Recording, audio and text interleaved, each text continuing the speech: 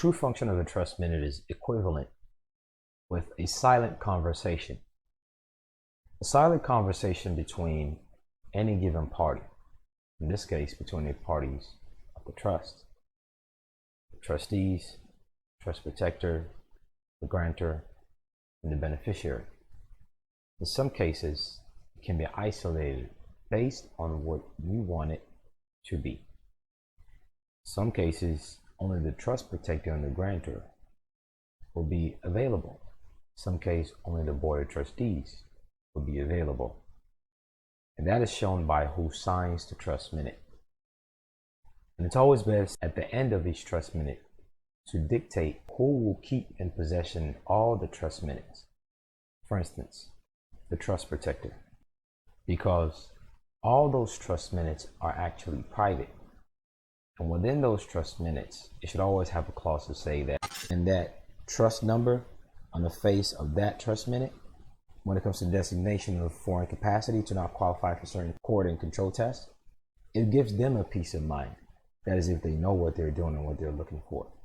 So on that end, the only trust minute when it comes to the you want to show the designation that one party has the capacity to speak on behalf of the trust, you would get the file number, and of course you would omit it. But that certification itself from that side, it shows you're about your deal. And it skyrockets. What are meeting minutes for? Meeting minutes are the notes that capture what happened at a meeting. Different than a meeting agenda. When you look at any municipality, they will usually have an agenda and minutes. Let me show you, for instance. An example is City of Chicago.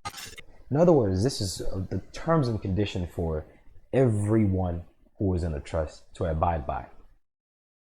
If they don't abide by it, then the maxim of equity and the maxim of law that says an act done against my will is not mine, and thus it's not enforced. Because the trust seal is equivalent to the signature itself of the trust.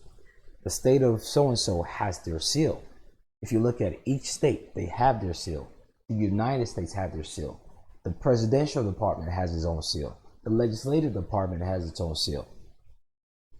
The trust must have its own seal. The reason why seals exist is for the purpose of rule of evidence, certification. The moment you put the seal on any given document, even if the trust members don't sign, that seal is as simple as what we just explained is. It is one of the most powerful tools. The complete 19-minute video has been posted on the Patreon page. Take care. Best of luck.